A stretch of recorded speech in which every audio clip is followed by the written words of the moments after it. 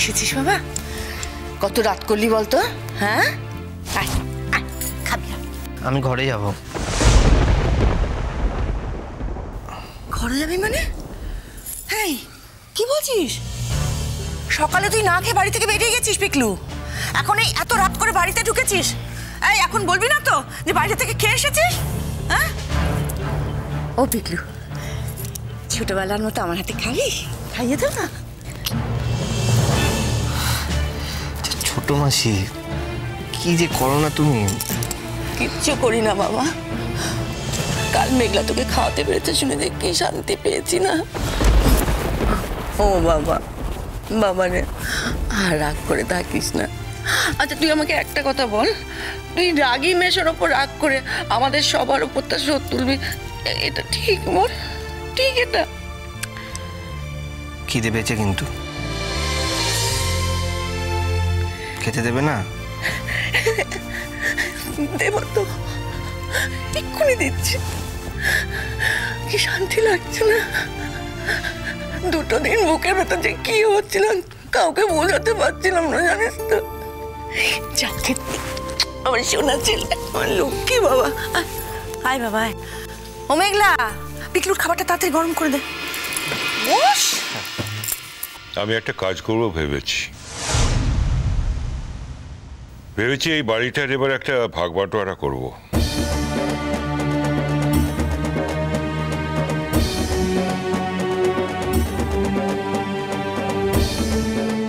কি বলছো কি হঠাৎ? বাবা, আমাদের বাড়িতে তো আমরাই থাকি, বাইরের লোক তো কেউ থাকে না, মানে ভাগ বাটোয়ারার কথা আসছে কোথা থেকে? সেই তো বাবা, আমাদের বাড়িতে তো আর বাইরের লোক ভাগিদার নেই, তাহলে ভাগ বাটোয়ারার কথাটা আসছে কোথা থেকে?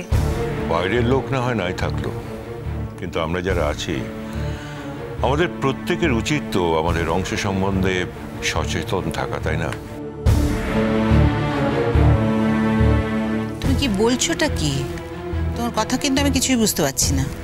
আমি বোধহয় খানিকটা বুঝতে পারছি। দাদা বলছেন যে লেখাপড়ায় অন্তত 3 ভাইয়ের ভাগটা হয়ে থাক, তাই তো দাদা? বোমা, তুমি অনেকটা ঠিক ধরেছ, কিন্তু আমি আরেকটু এগিয়ে ভাবতে চাই। আমি আমাদের ছেলে মেয়েদের ভাগটাও পাকা করে নিতে চাই। আমাদের ভাই বোনদের ভাগ মানে আমি, তাতান, মিষ্টু, তুমি এই ভাগ করার কথা ভাবছো বাবা? কেন? আর একটা নাম যে বাদ পড়ে গেল বোম্বা, পিকলুর নামটা ধরলে না তো?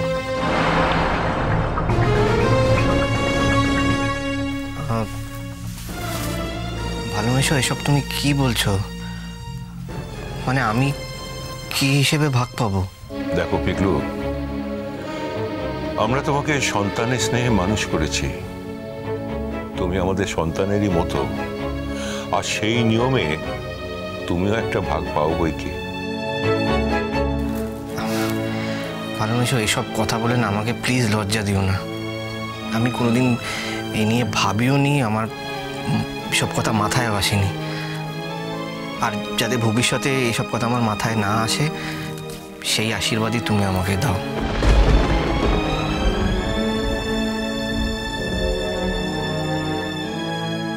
মা, পিকলুদার খাবার। হ্যাঁ নিয়া নিয়া, বস।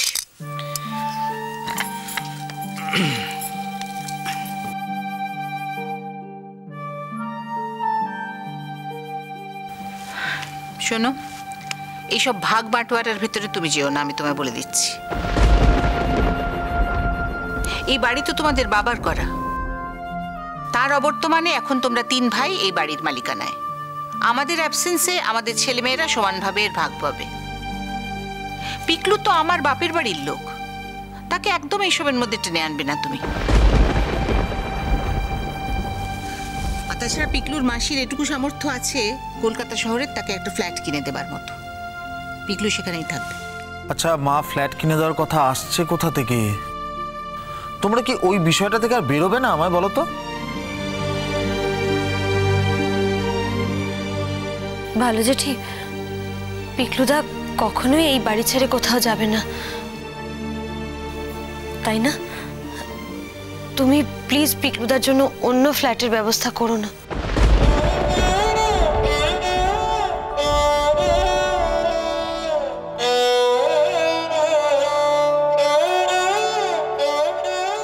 আচ্ছা, তোমরা সবাই আমাকে এতটা আন্ডার এস্টিমেট করছো কেন বলো তো? আমি তো বুঝতে পারছি না। এতটা অক্ষম ভাবছো কেন?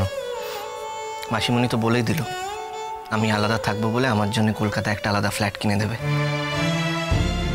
মাসিমণি প্লিজ, আর কত করবে আমার জন্যে? আর কত দেবে আমাকে? সারাটা জীবন তো দিয়েই এসছো।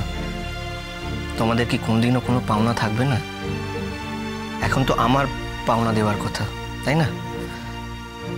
আর ছোট থেকে কি আমাকে শুধু এই জন্যে মানুষ করেছো যাতে সম্পত্তির ভাগ দিতে পারো? শোনো, একটা কথা আমি পরিষ্কার করে বলে দিচ্ছি, তোমরা বললেও আমি কিন্তু সম্পত্তির কোনো ভাগ টাগ নেব না।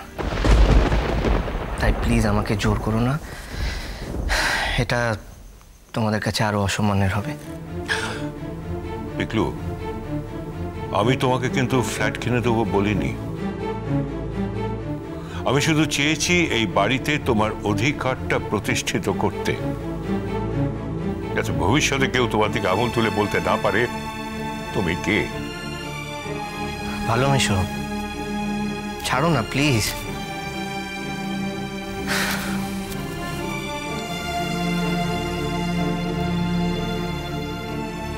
রাগী মেশো আমাকে কথাটা বলেছে ঠিক, আর তাতে আমার খারাপও লেগেছে, প্রচন্ড কষ্ট হয়েছে।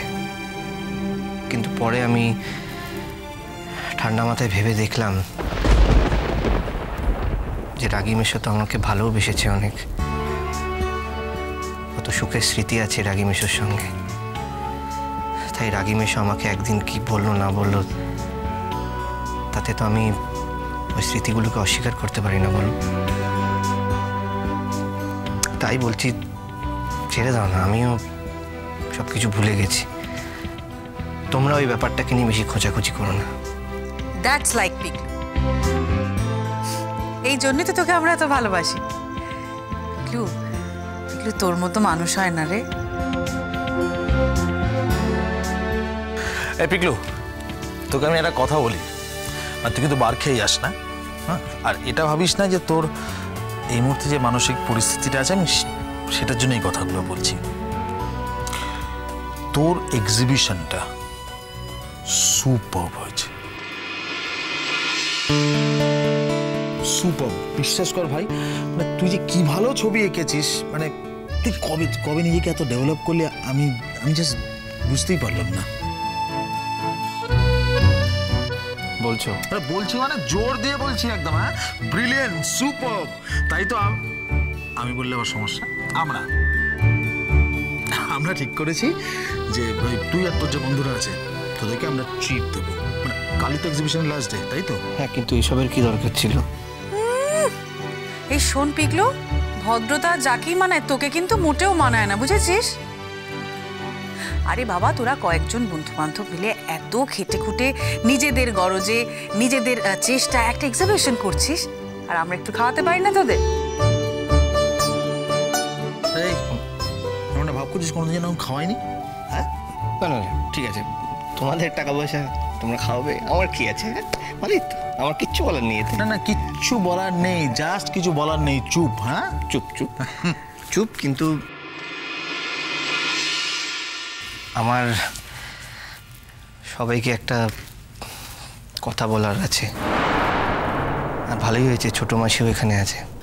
এই, কি কথা বলার আছে তোর? হ্যাঁ, কি বলার আছে? বাবা, এখন তো কারোর কথা বলার আছে শুনলে আমার ভয় করে। এই তো তুই ছিলি না, মেঘলা, ওর বাবার সাথে কি আচরণটাই না করলো, মানে কি বলবো, সে চোখে দেখা যায় না।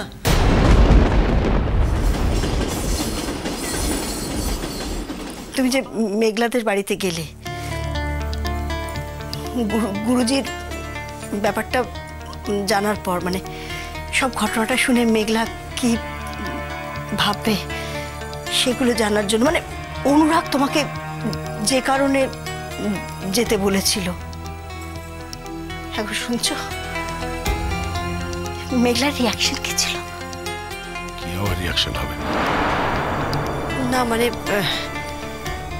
এতদিন ধরে যাকে গুরুজি বলে জানতো সেই ওর বাবা। মেয়েটার উপর দিয়ে কি ঝড় যাচ্ছে বলো তো? এতদিন ধরে জানতো আমরা ওর বাবা মা, আজকে জানলো যে আমরা ওর কেউ না, ওর বাবা মা অন্য কেউ। তাদের পরিচয় পেল, তার মধ্যে একজনকে কাছে পেল। কি রিয়াকশন ওর? একটা অনাথ মেয়ে বাবা মাকে খুঁজে পেলে যেমন রিয়াকশন ওরও তেমন হয়েছে। আর শ্বশুর বাড়ি না মানে ওনারা তো অন্যরকম ভাবতে পারেন, গুরুজি তো অন্য ধর্মের লোক, তাই যদি কোনো গন্ডগোল তো হয়।